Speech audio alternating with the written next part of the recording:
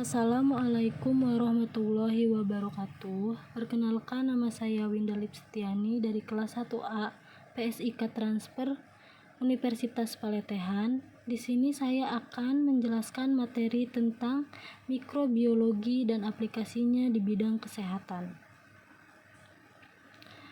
Langsung saja kita ke pengertian mikrobiologi.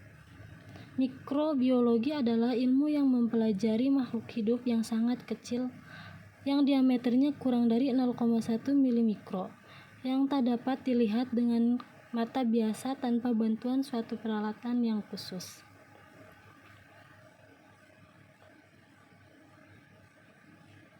Ruang lingkup mikrobiologi, bakteriologi, imunologi, virologi, mikologi, dan parasitologi. Mikrobiologi menurut kedokteran dipelajari mikroorganisme yang ada kaitannya dengan penyakit atau infeksi, dicari jalan bagaimana cara pencegahan, penanggulangan, serta pemberantasannya. Masalahnya, banyak kuman yang resisten dan mampu beradaptasi dengan lingkungan yang baru. Ada juga kuman baru yang terus berkembang. Menurut sejarah, pada zaman purba, penyakit infeksi dianggap sebagai penyakit kutukan para dewa atas dosa-dosa manusia. Sedangkan menurut Hippocrates, penyebab infeksi terdiri dari dua faktor, yaitu faktor intrik dan faktor ekstrintik.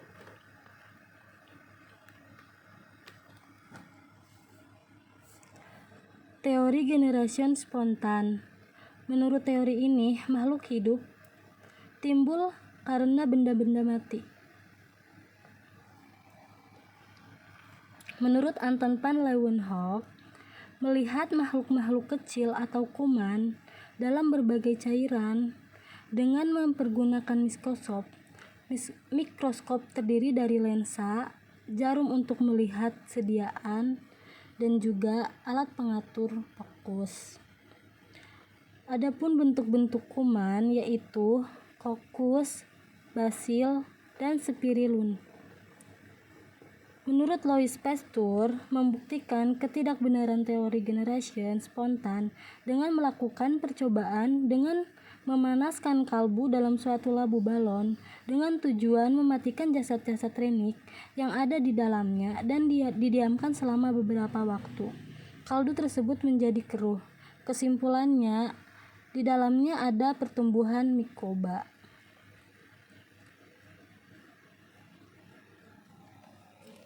Menurut Pasteur, mendukung kebenarannya teori Pasteur melakukan desinfektan sebelum pembedahan, angka infeksi menjadi berkurang. Kesimpulannya, desinfektan dapat mematikan mikroba-mikroba. Menurut Robert Koch, meneliti kuman antrak yang menyerang ternak, berhasil mengasingkan kuman antrak dalam bentuk biakan murni dengan mempergunakan medium. Membuktikan bahwa kuman yang diasingkan tersebut dapat menimbulkan penyakit yang sama bila dimasukkan ke dalam tubuh binatang percobaan tadi. Menurut Postulatal Koch, kuman harus selalu dapat ditemukan di dalam tubuh binatang yang sakit, tetapi tidak dalam binatang yang sehat. Kuman tersebut harus dapat diasingkan, dibiakan dalam bentuk biakan murni di dalam tubuh binatang tadi. Biakan murni kuman tersebut harus mampu menimbulkan penyakit yang sama pada binatang percobaan. Kuman tersebut dapat diasingkan kembali dari binatang percobaan tadi. Pada tahun 1900, hampir semua kuman penyebab penyakit diketahui. Contohnya Bacillus anthracis, Corynebacterium diphtheria, Salmonella typhosa, Neisseria gonorrhea, Clostridium prepingens, Clostridium tetani, Shigella dysenteria, dan Treponema pallidum.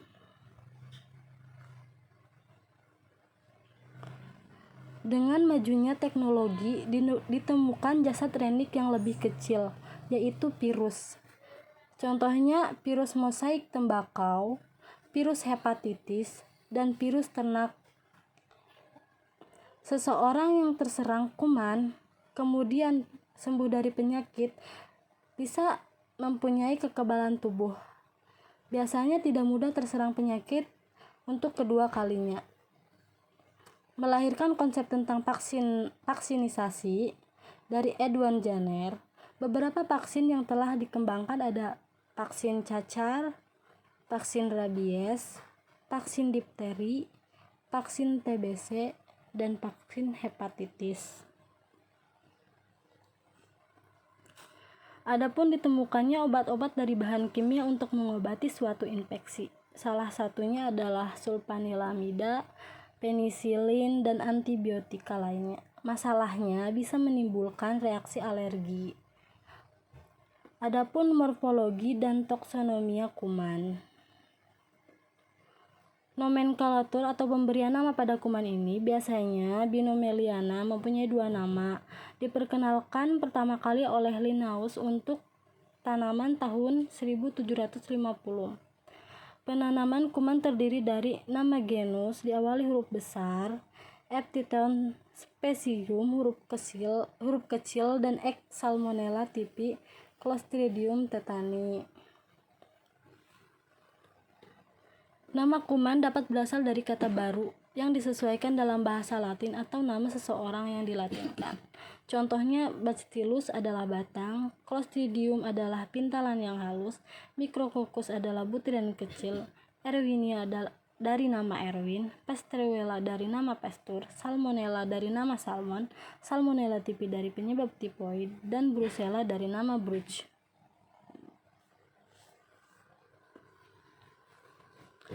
Spesies adalah suatu jenis mikroorganisme yang sudah tertentu. Strain adalah biakan murni kuman tersusun dari kelompok kuman yang merupakan keturunan kuman dari suatu isolat. Sedangkan mis adalah Staphylococcus aureus strain Oxford merupakan kuman standar untuk macam-macam keperluan di laboratorium.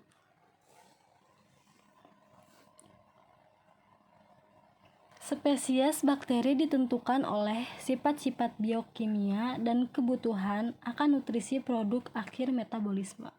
Sifat-sifat struktural yang terdiri dari bentuk, besar, cara pergerakan, dan reaksi terhadap pewarnaan. Sifat-sifat fisiologis terhadap oksigen, temperatur, pH, dan respon terhadap zat-zat antibakteri. Sifat ekologi, komposisi, basa, DNA, dan sifat genetik.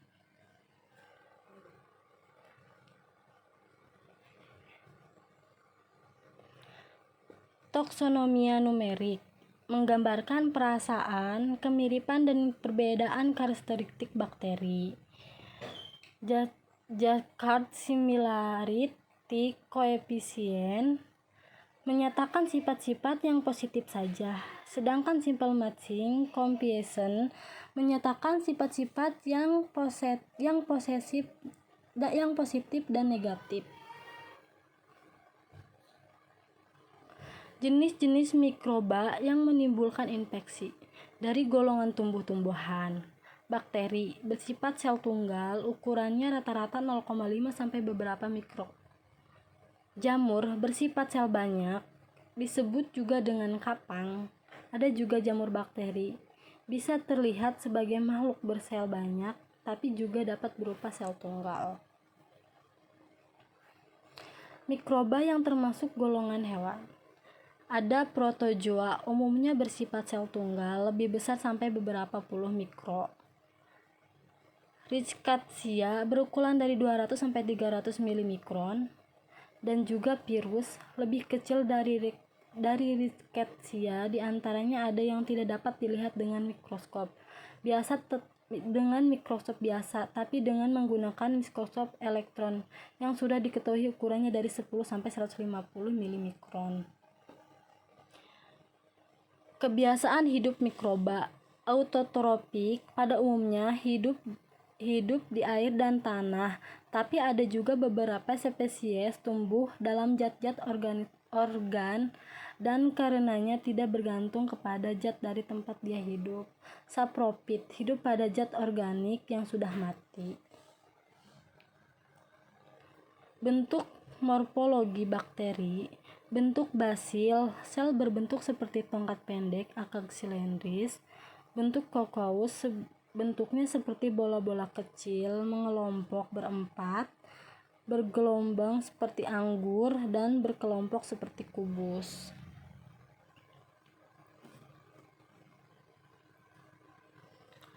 Bentuk spiral, bentuknya panjang, berbengkok-bengkok. Bentuk vibrio, bentuk seperti batang bengkok, seperti koma. Dan bentuk spirocheta, bentuknya seperti batang berbelit-belit panjang.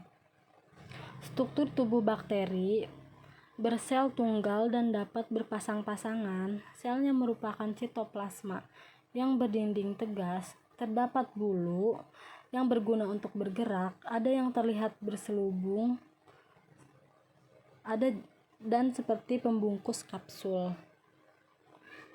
Ukuran bakteri, bentuk basil lebarnya 0,3 sampai 1, panjangnya 1,5 sampai 4 mm. Bentuk kokous itu diameternya 1 mm. Bentuk spiral lebarnya 0,5 sampai 1, panjangnya 2 sampai 5 mm. Bentuk vibrio lebarnya 0,5, panjangnya sampai 3 mm. Sedangkan bentuk spirocheta lebarnya 0,2 sampai 0,7, panjangnya 5 sampai 10. Susunan kimia bakteri terdiri dari 85% air, zat hidrat arang, protein, lemak, garam-garaman, enzim, dan vitamin. Cara virus memperbanyak diri dengan cara membagi diri atau membelah diri. Dalam media yang baik, bakteri dapat memperbanyak diri dengan cepat. Diperkirakan dalam waktu 10 jam, satu bakteri bisa menjadi berjuta-juta. Flagellata artinya bulu atau cambuk, berfungsi untuk bergerak, banyak dipunyai bakteri bentuk spirulum, bisa terdapat pada satu ujung atau kedua ujung.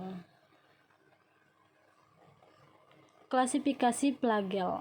Monotrika, bila flagel terdapat pada satu sisi saja. Amphilica, flagel terdapat pada kedua ujung. Loportica, flagel pada sisi ujung banyak.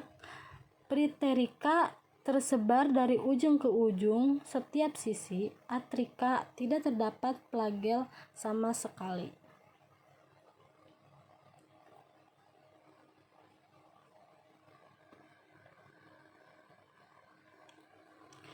Spora, bentuk bakteri yang sedang dalam usaha mengamankan diri terhadap pengaruh buruk dari luar.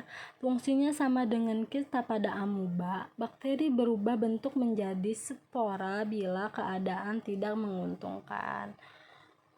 Spora terminal terletak pada bagian ujung, subterminal antara bagian ujung dan tengah, sedangkan ekuatoria pada bagian tengah, dan sferikal sesuai keadaan. Habitat alam mikroorganisme. Pada tanah, kebanyakan bersifat apatogen. Pada air, terutama pada air yang tercemar. Udara, terutama pada udara di dalam ruangan. Dan pada makanan, yaitu pada susu sapi yang diperas secara aseptik dan pada sapi yang sakit. Interaksi mikroba, hubungan timbal balik antara mikroba dengan mikroba lainnya maupun dengan organisme yang lebih tinggi.